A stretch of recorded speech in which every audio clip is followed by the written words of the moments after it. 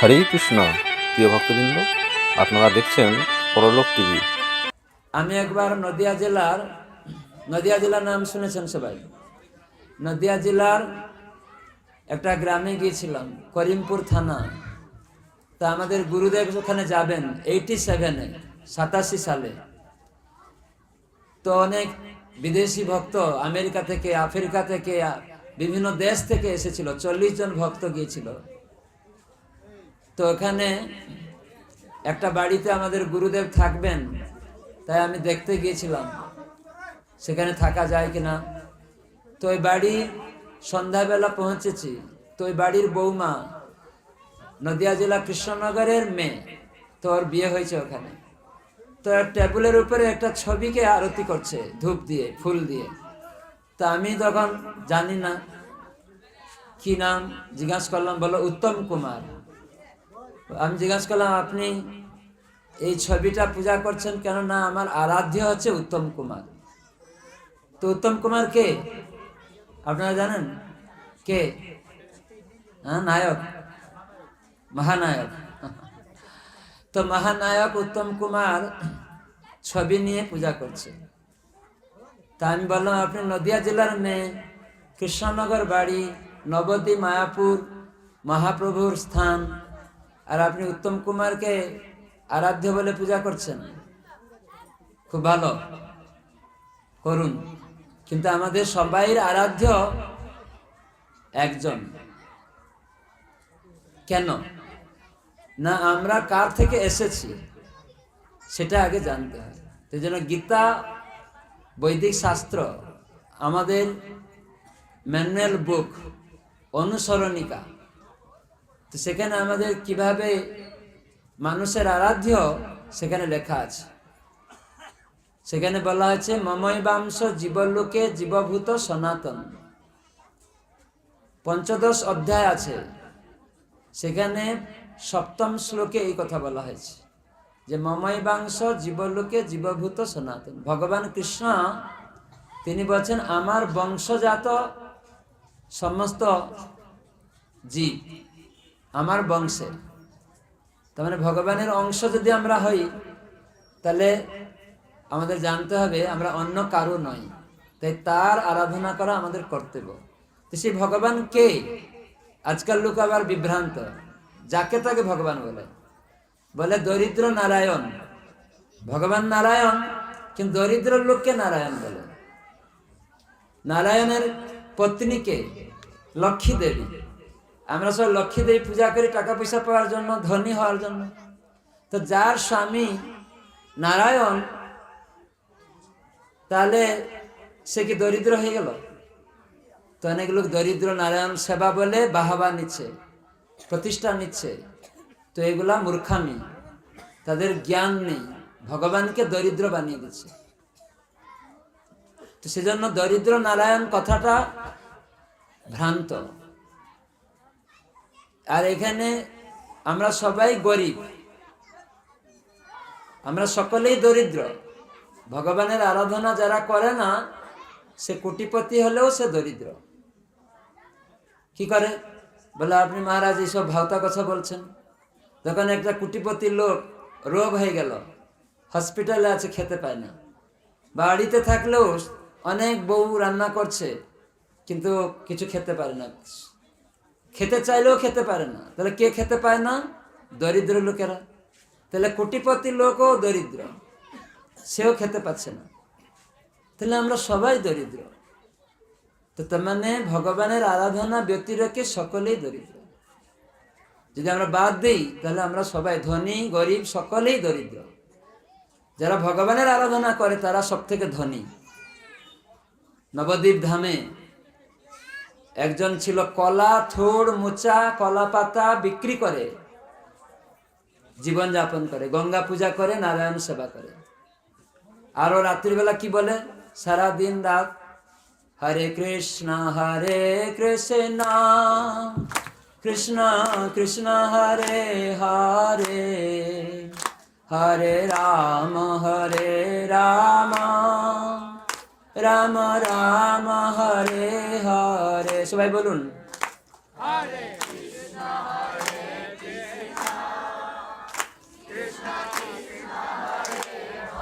हरे हरे राम राम राम हरे हरे। তো মুখের নাম করে আর কাজ করে। তো ধনী লোকেরা কিভাবে, যারা ধনী সাময়িকভাবে ধনী, তারা বলে এই বেটা থোড় কলা বিক্রি করে খেতে পায় না আর সারা রাত্রি এ হরে কৃষ্ণ করছে। কিন্তু যিনি স্বয়ং ভগবান রাধা কৃষ্ণ মিলিত তনু গৌরাঙ্গ রূপে নবদ্বীপ ধামে এলেন, এসে একদিন তার ভক্তদের পাঠিয়ে দিলেন, যাও ওই থোড় কলা বিক্রি করা, তার নাম শ্রীধর, তাকে ডেকে নিয়ে আসো, আমি ডাকছি বলো। তখন সে যেই শুনেছে যে চৈতন্য মহাপ্রভু তাকে ডাকছেন, তখন সঙ্গে সঙ্গে অজ্ঞান হয়ে গেছে যে মহাপ্রভু আমাকে ডাকছেন, মানে এমন প্রেমে বিহল হয়ে গেছে। তখন তাকে কি বলে চ্যাংতুলা তুলে নিয়ে এসছে আর মহাপ্রভু সামনে এসে রেখে দিয়েছে। মহাপ্রভু তাকে স্পর্শ করেছেন, তখন মহাপ্রভু বললেন, শ্রীধর, এই নবদ্বীপ ধামের মধ্যে কেন, সারা বিশ্বের মধ্যে তুমি সব থেকে বড় ধনী বেটা, সমস্ত ধন সম্পদ গোপন করে লুকিয়ে রেখেছিস। আজ আমি এখানে যত ভক্ত রয়েছে দেখো, সবাই সামনে আমি আজকে জানিয়ে দিব তুমি কত ধনে ধনী, আমি বলে দিব তুমি লুকিয়ে রেখেছো বেটা। এরকম মহাপ্রভু তাকে বলছেন, যিনি স্বয়ং ব্রজেন্দ্রনন্দন কৃষ্ণ ভগবান, যার থেকে সব এসেছে। এই যে আমরা মাটিতে বসে আছি আমাদের নয়, আমরা যে জল পান করছি, হাওয়া নিচ্ছি, বৃষ্টি নিচ্ছি, আগুন দিয়ে রান্না করছি, এগুলি আমার সম্পত্তি নয়, আমার বাবার নয়, রাজনৈতিক নেতাদের নয়, বৈজ্ঞানিকদের নয়, এমনকি দেবতাদেরও নয়।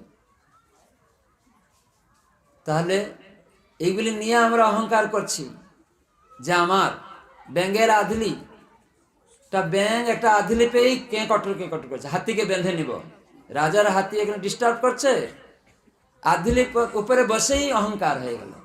ঠিক এই মাটিতে বসে 100-200 টাকা পেয়ে বা 1 কোটি 2 কোটি টাকা পেয়ে বা প্রতিষ্ঠা পেয়ে অহংকার হয়ে যাচ্ছে।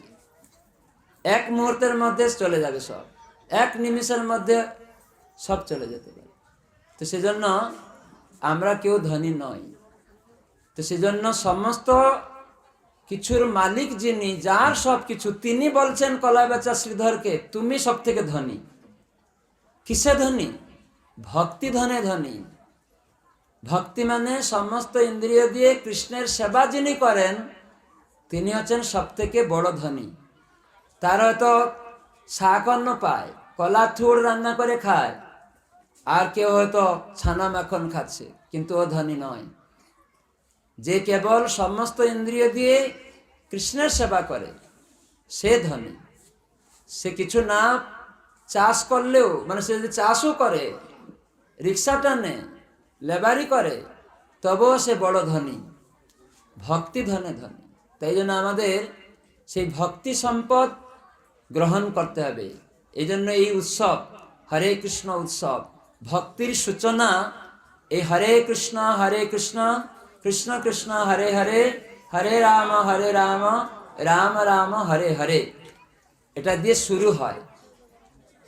অতঃ শ্রীকৃষ্ণ নামাদি ন ভবেত গ্রাহ্যমিন্দ্রিয়ৈ সেবন মুখে জিহাদৌ স্বয়মেব স্ফুরত্যদ। এই জিহ্বা হচ্ছে সূচনা। আমরা যখন ভক্ত সঙ্গে শুনব এবং এটা কীর্তন করব, জিহাদে আমরা কিছু বলি আর খাই, তো আমরা কৃষ্ণ নাম করব আর কৃষ্ণ প্রসাদ খাবো। আজকে এখানে একাদশীতে অনুকল্প প্রসাদ আছে, হয়তো আছে অনুকল্প প্রসাদ। কেন একাদশীতে শস্য খায় না? আজকে সফলা একাদশী উপবাস, শস্য, রবি শস্য, পঞ্চশস্য, ধান থেকে, জব থেকে, গম থেকে এই সমস্ত তৈরি খাদ্য পাপ পুরুষ থাকে, সেজন্য খাওয়া যায় না। তাই আপনাদের জন্য ভক্তরা অনুকল্প প্রসাদ ফলমূলের কিছু প্রসেসিং করে দুধ দিয়ে পায়েস করে রেখেছে। সেখানে শস্যদানা নেই, চাল নেই। তো সেটা কেমন আলাদা রকম, হয়তো নতুন দেখবেন প্রসাদ পাবেন যখন। ভক্তরা রান্না করে খেয়ে নেয় না টপাটপ, এটা আমার না, ভোগ লাগানো হয়েছে, তখন সেটা প্রসাদ হয়েছে। তাই এই জিহ্বা দিয়ে আমরা প্রসাদ সেবা করব, আর এই জিহ্বা দিয়ে আমরা হরিনাম করছি এখন মাঝে মাঝে। তো এই দুটি জিহ্বা দিয়ে আমরা সূচনা করি, যার ফলে আমাদের হৃদয়ের আয়না পরিষ্কার হয়।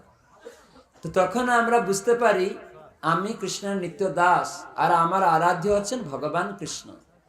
তো সেই জন্য শাস্ত্রে বলা হয়েছে আরাধ্য ভগবান ব্রজেশ তনয় তদ্ধাম বৃন্দাবনম রম্যা কাচিদুপাসনা ব্রজবধূবর্গে ন যা কল্পিতা। এখানে বলা হচ্ছে যে আমার আরাধ্য, আমাদের সকলের আরাধ্য বস্তুকে আরাধ্য ভগবান, ভগবান হচ্ছেন আমাদের আরাধ্য। তাহলে ভগবানকে এখানে বলা আছে আরাধ্য ভগবান ব্রজেশ তনয়, ব্রজের যে ঈশ্বর নন্দ মহারাজের পুত্ররূপে যিনি প্রকট হয়েছেন। নন্দ মহারাজ প্রার্থনা করেছিলেন কৃষ্ণকে যে আমার পুত্ররূপে তুমি আমাকে আসো, আমি তোমার সেবা করব। তো ভগবান এইরকম ব্যক্তি, তিনি ভক্তের বাসনা পূর্ণ করেন। তাকে পুত্ররূপে কামনা করছেন নন্দ মহারাজ, যশোদা মাতা, দেবকী, বসুদেব। তাই ভগবান স্বয়ং, যিনি সব কিছুর উৎস, যার থেকে সব কিছু আসছে, মাটি, জল, আকাশ, আগুন, বায়ু, যা কিছু আমরা দেখছি, এই আমার দেহটা, এই দেহের মধ্যে এই দেহকে ধারণ করে রেখেছে আত্মা, সেটা কৃষ্ণ বলেন আমার অংশ, সজীব অংশ, চেতনময় অংশ, যার ফলে এই দেহটা এখন ক্রিয়াশীল, চেতনময়। আমি কথা বলছি, আপনারা দেখছেন, এদিকে শুনছেন। আত্মা চলে গেলে আর কোনো মূল্য থাকবে না, কোনো পরিচয় থাকবে না। যা পরিচয় মিথ্যা হয়ে যাবে, ভাওতা হয়ে যাবে। হ্যাঁ, আত্মা আছে, বাবা বলছি, মা বলছি, স্ত্রী বলছি। যখন আত্মা চলে যাবে তখন আর এটাকে বাবা বলবে না, মা বলবে না, স্ত্রী বলবে না। প্রধানমন্ত্রী দেহত্যাগ হয়ে গেলে সেখানেও বলবে না এটা প্রধানমন্ত্রী, বলে আজ প্রধানমন্ত্রী চলে গেলেন। তাহলে ওই দেহটাকে প্রধানমন্ত্রী বলা হচ্ছিল, এই দেহটাকে বাবা বলা হচ্ছিল, দেহটাকে মেয়ে, ছেলে, শ্বশুর, শাশুড়ি। কিন্তু আত্মা চলে গেল তখন আর দেহটা কেউ রাখতেও চায় না, বলে তাড়াতাড়ি বের করো। রাখে কেউ বাড়িতে? কেউ রাখে না। এই প্র্যাকটিক্যাল জ্ঞান আমাদের রাখতে হবে। তাহলে এই দেহটাকে আমি এতদিন বাবা বলছিলাম, স্ত্রী বলছিলাম, মা বলছিলাম, তাহলে এটা তো মিথ্যা। তাহলে কে বাবা মা ছিল আসলে? তখন বাবা শুয়ে আছে, তখন আপনি কান্না করছেন, মেয়ে আর ছেলে, বাবা চলে গেল বলে। তখন অন্য একটা বাচ্চা এসে জিজ্ঞাসা করছে, দিদি তুমি, তোমার বাবা তো শুয়ে আছে, চলে গেল বলছো কেন? এই তো শুয়ে আছে, কাকু তো শুয়ে আছে এখানে, তুমি বলছো কেন তোমার বাবা চলে গেল? কাকার ছেলে দিদিকে জিজ্ঞাসা করছে, বাবা চলে গেল, তুমি কান্না করছো কেন? কাকু তো শুয়ে আছে এখানে, বা জেঠু তো শুয়ে আছে। ওই বাচ্চার উত্তর কি দিবে দিদি? কি উত্তর দিবে? দিতে পারবে? তার মানে এই দেহটা মিথ্যা, তার মানে এই উপাধিগুলি সব মিথ্যা। আমরা হিন্দু, মুসলিম, খ্রিস্টান, ভারতীয়, আমেরিকান, পাকিস্তানি যা কিছু বলছি, এই দেহের পরিচয় দিচ্ছে, তাই ঝগড়াঝাটি, মারামারি চলছে। তো সেজন্য আমাদের পরম আরাধ্য বস্তুকে জানলে পরে তাহলে সমাধান হয়ে যায়, এই যুদ্ধ সব কিছু বন্ধ হয়ে যাবে, আমাদের পরস্পর মধ্যে যে যুদ্ধটা বন্ধ হবে। সেজন্য আমি অনুরোধ করব, এই যে কলিযুগের যুগধর্ম আমরা করছি, এই নাম হচ্ছে আমাদের আরাধ্য বস্তু। তো সেজন্য সেই আরাধ্য হচ্ছেন কে? ভগবান। তাহলে ভগবানকে ওখানে বলা হলো নন্দ মহারাজের পুত্র যিনি কৃষ্ণ, তিনি হচ্ছেন ভগবান। বুঝা গেল? রামকৃষ্ণ সাধক একজন, কালীদেব, কালী মাতার উপাসক রামকৃষ্ণ দেব। কিন্তু কেউ যদি আমরা ভুল করে বলে উনি ভগবান, তাহলে এটা ভুল হবে। ভগবানের শব্দ রয়েছে, যিনি ষড় ঐশ্বর্যপূর্ণ, সমস্ত ঐশ্বর্যের মালিক, সমস্ত সৌন্দর্যের উৎস। তিনি বুড়ো হন না, তার দাড়ি গোঁপ হয় না। কালী সাধক রামকৃষ্ণদেব পরমহংস আমরা সম্মান করি, কিন্তু আগে ভগবান বলে আমরা ভাওতা করি না। যারা বলে তারা ভাওতা দেয়।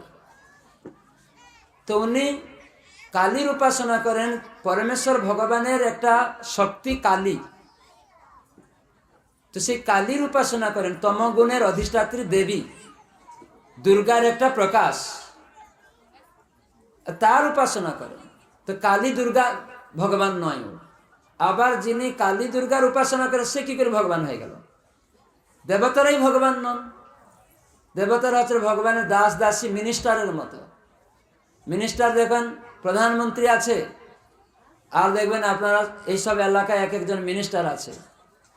সেন্ট্রাল থেকেও মিনিস্টার আছে, সেচমন্ত্রী, অর্থমন্ত্রী, শিক্ষামন্ত্রী। তারা সব মেন জায়গা থেকে টাকা নেয়, তারপরে কিছু উন্নয়ন করে, কিন্তু সেখান থেকে টাকা দেওয়া বন্ধ করে দিলে এরা কিছু দিতে পারে না। তো কোনো একটাতে দিতে হবে। শিক্ষামন্ত্রী শুধু শিক্ষার দিকে ধুরন্ধর হতে পারে, ক্রীড়ামন্ত্রী খেলার দিকে হয়তো সে হয়তো পারমিশন দিতে পারে, অন্য জায়গাতে দিতে পারবে না। ঠিক সেই রকম দুর্গা, কালী, শিব, ইন্দ্র, চন্দ্র, সূর্য, এই সমস্ত দেবতারা মিনিস্টারের মতো।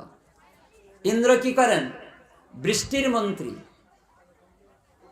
অগ্নিদেব আগুনের মন্ত্রী, বরুণদেব জলের মন্ত্রী, পবনদেব হাওয়ার মন্ত্রী। কিন্তু ভগবান যখন তাদের অনুমোদন করবেন তখন দিবেন। কিন্তু আমরা 2-4 জন মন্ত্রীকে পূজা করি কিছু পাওয়ার জন্য, আর অন্য মন্ত্রীরা রেগে যায়। রাগে না? অন্য মন্ত্রীরা রেগে যায়। এই জন্য আপনারা দেখুন, সুনামি আসলো, আইলা আসলো, হুদুদ আসলো, মহাসাইক্লোন সব হচ্ছে। কেন? অন্য দেবতারা রেগে যাচ্ছে, বলছে তোরা ওই মন্ত্রীদের সাহায্য করছিস, পূজা করছিস, আমি তো ইন্দ্র আর আমি তো বৃষ্টি দেই, তোরা আমার পূজা করছিস না, দেখাচ্ছি মজা। একদম প্রচুর বৃষ্টি দিয়ে সরকার পর্যন্ত ঝালাপালা। যে সরকারকে ভোট দিচ্ছিলাম, সরকার বলে তোরা আমাকে ভোট দাও, তোদের আমরা রক্ষা করব। যখন ঝড় বৃষ্টি এসে যায়, অ্যানাউন্স, তোমরা সব সাবধান হয়ে যাও, তার মানে রক্ষা করবে বলছিল। আর এখন ইন্দ্র রেগে বৃষ্টি দিচ্ছে, পবনদেব হাওয়া দিচ্ছে, তখন এরা সব ভয়ে, এরাই ভয়ে কাঁপছে। আর কি রাজা হয়ে গেল, কি মুখ্যমন্ত্রী হয়ে গেল, কি প্রধানমন্ত্রী, কি রাষ্ট্রপতি। যদি গীতা ভাগবত শাস্ত্রের কথা বলবেন তাহলে ওটা হবে সঠিক কথা। ভাওতা দিয়ে জগতে নাম যশ প্রতিষ্ঠা পাওয়া যাবে, নিজের উন্নয়ন করা যাবে, কিন্তু এই ভাওতা দেওয়া উচিত না। তাই জন্য প্রত্যেক রাজার কর্তব্য নরপতি রূপে তারা আগে গীতা ভাগবত শিক্ষা গ্রহণ করা। কে মালিক, কে আরাধ্য, আমি নয়, আগে রাজাদের স্বীকার করা উচিত।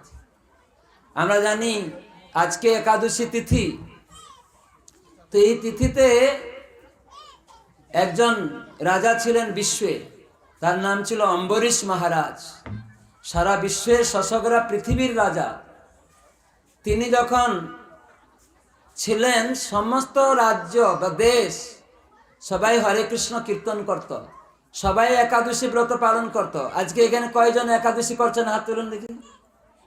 দেখুন এখানে কয়েকজন মাত্র, ওই ইস্কনের ভক্তদের সাথে যুক্ত হয়ে কয়েকজন বা কারোর সাথে যুক্ত হয়ে বুঝতে পেরেছে। আজকে আমি ইস্কন আমাদের আসানসোল মন্দিরে মধ্যাহ্নে হরি কথা বলছিলাম, ওখানে দেখলাম 150-200 লোক নতুন সব একাদশী করছে গিয়ে। তারা আগে জানতো না, তারা বলছে আমরা এটা শুনে বুঝতে পেরে করছি। তো রাজা করেন নিজে, অম্বরীশ মহারাজ। উনি অজুহাত দিচ্ছিলেন না। আমাদের হাত পা পরে কি দেয়? অজুহাত আর একটা আছে। হাত পা বাদ হয়ে গেলে, হাত পা কাজ না করলে আর অজুহাত একটা দিয়ে কেটে পড়ার চেষ্টা, মানে নিজের পায়ে কুরুল মারার চেষ্টা করি। কিন্তু অম্বরীশ মহারাজ ওই রকম অজুহাত দিতেন না। অম্বরীশ মহারাজ নিজে করতেন আর সভা করতেন। এরকম সভা করে কি বলতেন জানেন? তিনি বলতেন, ভুক্তারম যজ্ঞ তপসাম সর্বলোক মহেশ্বরম সুহৃদম সর্বভূতানাম জ্ঞানত্বমাম শান্তিমিচ্ছতি। অম্বরীশ মহারাজ বলতেন যে আমি তোমাদেরকে পরিচালনা করার কেউ ব্যক্তি না, ভগবান হচ্ছেন একমাত্র ভোক্তা, তিনি হচ্ছেন সবকিছুর ঈশ্বর, সবকিছু যা এখানে দেখছো সব তাঁর, তিনি ভোক্তা। আমি কেবল প্রতিনিধিত্ব করছি এই জিনিসগুলা তোমাদেরকে জানানোর জন্য, আমিও ভোক্তা নই। তোমরা যাতে জানতে পারো আমি রাজা হয়ে তার সেবার প্রতিনিধিত্ব করছি, যাতে জনসমাজ ভুল না করে, তারা যেন দাবি না করে এই সব জিনিস আমার। আমিও দাবি করি না, আমি কেবল রাজা হিসাবে, নরপতি হিসাবে তার সেবা করছি, ভগবানের সমাজের সেবা। তো সেজন্য ভগবান হচ্ছেন ভোক্তা। কেন তিনি ভোক্তা? যখন আপনার বাড়িতে আপনি আছেন, আপনার স্ত্রী, পুত্র, কন্যা, টাকা পয়সা, ব্যাংক ব্যালেন্স, সেই বাড়ির ভোক্তাকে আপনি। ঠিক সেই রকম এই জগতের সমস্ত কিছুর ভোক্তাকে কৃষ্ণ। কেন না তার সব। যদিও আমরা মিথ্যা ভোক্তা, চিটিংবাজি ভোক্তা, আমরা এই সমস্ত জিনিস চুরি করে নিয়ে ভাবছি আমি ভোক্তা। মাটি, জল, আকাশ, আগুন সব ভগবানের জিনিস চুরি করে নিয়ে একটা রাজমিস্ত্রিকে ডেকে বাড়ি করে নিয়েছি, তো এই বাড়িটা করে আমি বলছি আমি ভোক্তা, কিন্তু এটা তো চুরি করা সম্পত্তি। তাহলে কেন আপনার শাস্তি হবে না? আপনি থাকবেন, আপনার স্ত্রী পুত্র থাকবে, সবাই ওই বাড়িতে কষ্ট পাবে। কেন? ওই বাড়ি, জায়গা, সম্পত্তি সব কৃষ্ণের, মালিকানা দাবি করছেন নিজের জোর করে। এই জন্য এই জগতে আমি সহ আমার পুত্র কন্যা আমরা সবাই কষ্ট পাচ্ছি, আর যারাই এরকম দাবি করেছে সবাই আমরা কষ্ট পাচ্ছি। কিন্তু অম্বরীশ মহারাজ শিখাতেন যে সারা বিশ্বের সম্পত্তি ভগবানের, তাই আমাদেরকে দেওয়া হয়েছে একটা বাড়ি ঘর তাকে সেবায় সাহায্য করার জন্য, অন্য কিছু না। আপনাকে স্বামী স্ত্রী পুত্র কন্যা ভগবান দিয়েছেন তার সেবায় সাহায্য করার জন্য, অন্য কিছু না। তো সেজন্য অম্বরীশ মহারাজ তিনি আরাধ্য বস্তু ভগবানকে বুঝতে পেরেছিলেন। তো এই অম্বরীশ মহারাজ কথা সারা জগতে ঘোষিত হচ্ছে।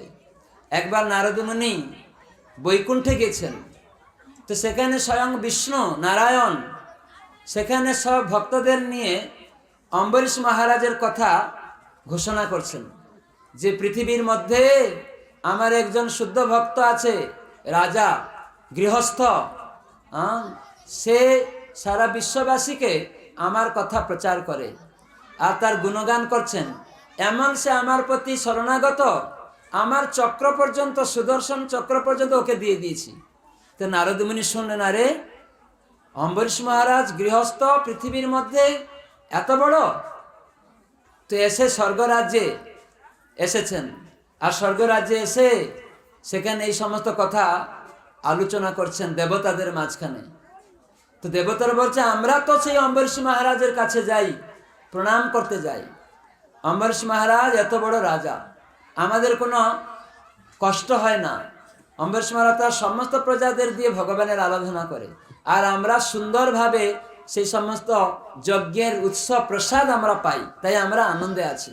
তাই বৃষ্টি লাগবে, হাওয়া লাগবে, যখন যা লাগবে সব আমরা সরবরাহ করি। তো দুর্বাসা ঋষি ওখানে বসেছিলেন। দুর্বাসা ঋষি ব্রাহ্মণ, শিবের ভক্ত। উনি ভাবলেন কি এইরকম অম্বরীশ মহারাজ শশকরা পৃথিবীর রাজা, আর দেবতারা তাকে গিয়ে সম্মান করছে, আমি পরীক্ষা করব, দেখব কেমন রাজা। তো সেই রাজা কাছে এসেছেন দুর্বাসা ঋষি, আর যেদিন এসেছেন ওই দিন একাদশী, পরদিন দ্বাদশী তিথি। সেই দিন রাজা অম্বরীশ বৃন্দাবনে ছিলেন। অম্বরীশ টিলা রয়েছে, অম্বরীশ মহারাজ বৃন্দাবনে রয়েছেন।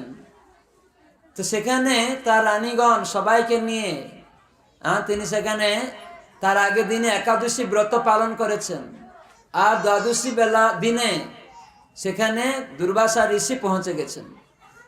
তো পালন করার ঠিক আগে আগে তখন অম্বরীশ মহারাজ, রাজার কর্তব্য সাধুকে সম্মান করা, সবাইকে সম্মান করা।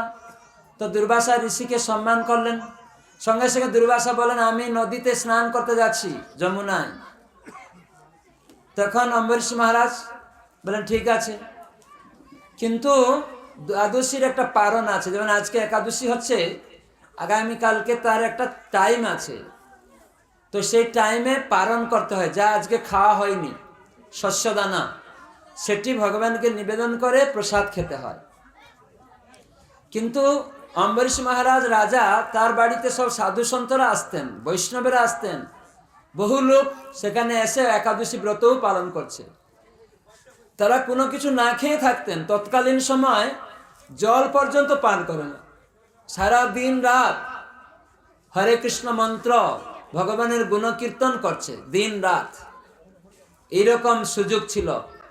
আর সেখানে পারণের টাইম এসে গেছে, তখন অম্বরীশ মহারাজ ভোগ লাগিয়ে অন্যান্য সমস্ত অতিথি ভক্তদের, বৈষ্ণবদের সব প্রদান করলেন প্রসাদ। কিন্তু গৃহস্থের ধর্ম হচ্ছে অতিথিকে না দিয়ে কিছু খাবে না, যত পর্যন্ত অতিথি সেবা সমাপ্ত না হচ্ছে। কিন্তু তার বাড়িতে তো দুর্বাসা ঋষি এসেছেন, কিন্তু উনি তো যমুনায় স্নান করতে গিয়েছেন, উনি ফিরে আসেননি, কিন্তু উনি যমুনায় স্নান করছেন মনের আনন্দে। কিন্তু এদিকে পারণের টাইম শেষ হয়ে যাবে।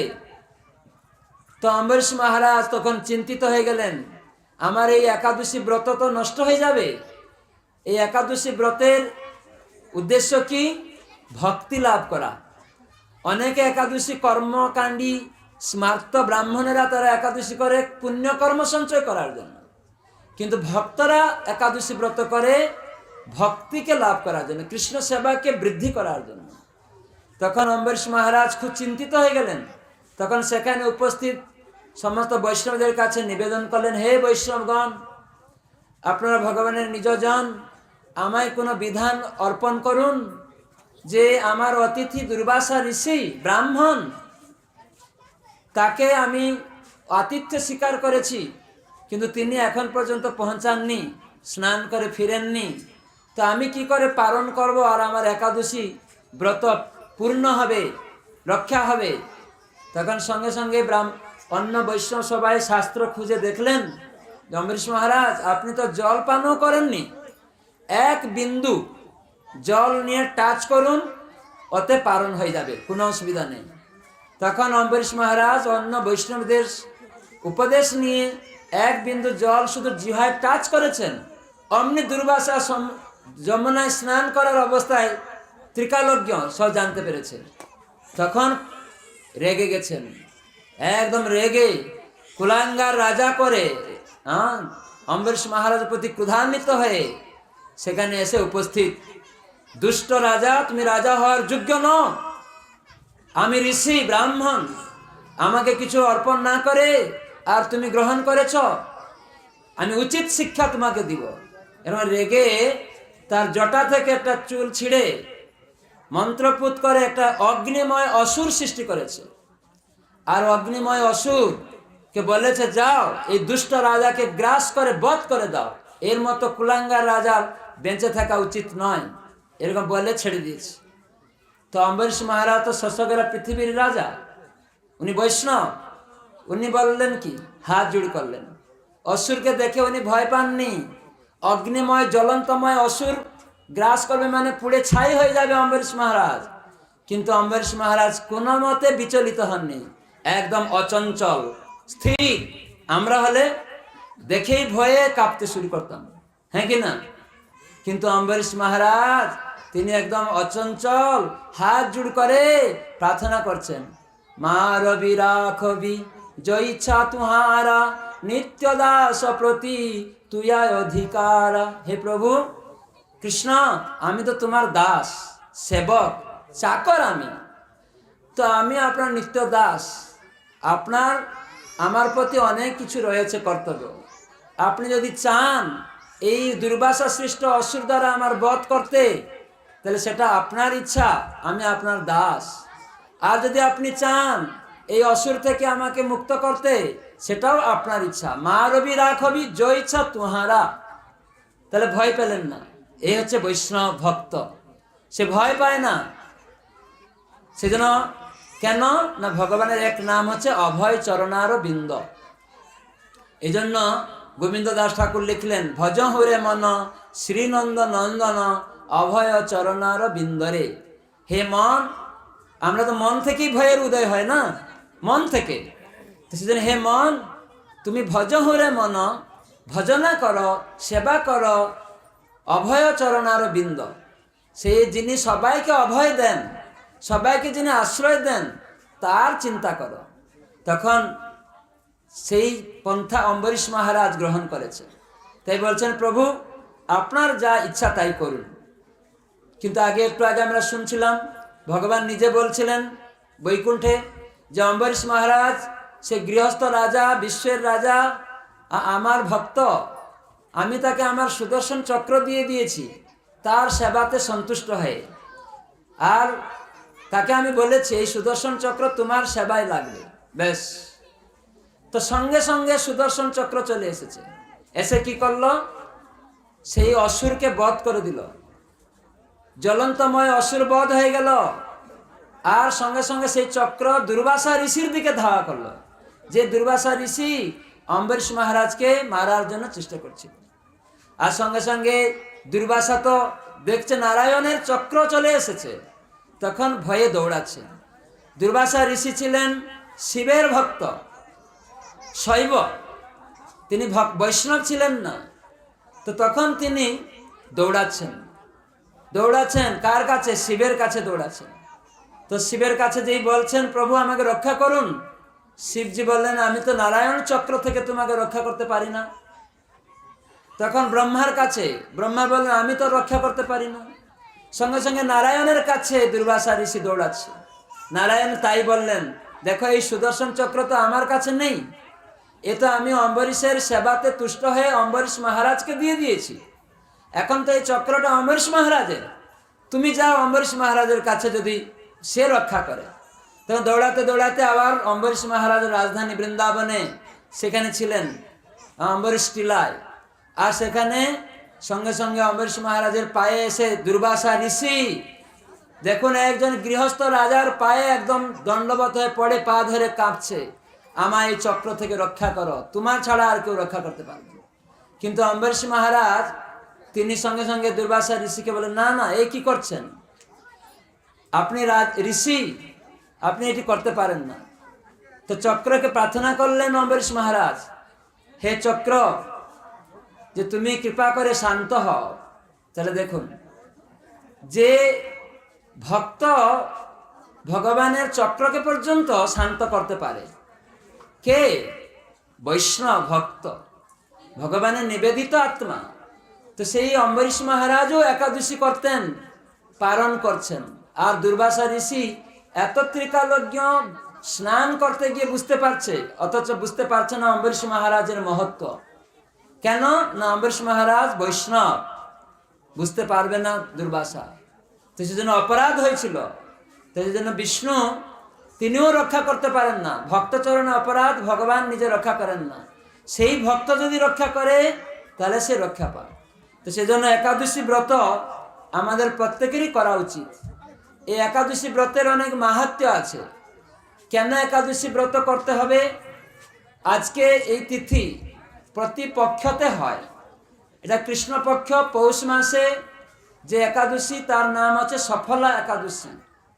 এই ব্রত সমস্ত বাসনা আমাদের পূর্ণ করে, ভগবানকে সন্তুষ্ট করা। এই ব্রত যারা অবলম্বন করেন, ভগবত ভক্তি লাভ হয়, শেষে ভগবানের ধামে ফিরে যাওয়া যায় এই ব্রত পালনের মাধ্যমে।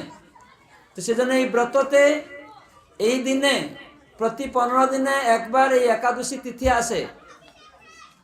আর তখন শস্য দানাকে আশ্রয় করে পাপ পুরুষ থাকে।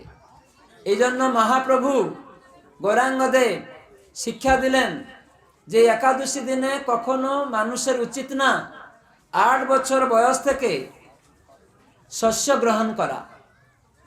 তো সেজন্য সধবা বিধবা যে কোনো ব্যক্তি একাদশী ব্রত পালন করা প্রয়োজন। কেন? এটি ভক্তির জননী, মাধব তিথি ভক্তি জননী, যতনে পালন করি, যত্নের সহিত সাবধানতার সহিত আমাদের পালন করা উচিত।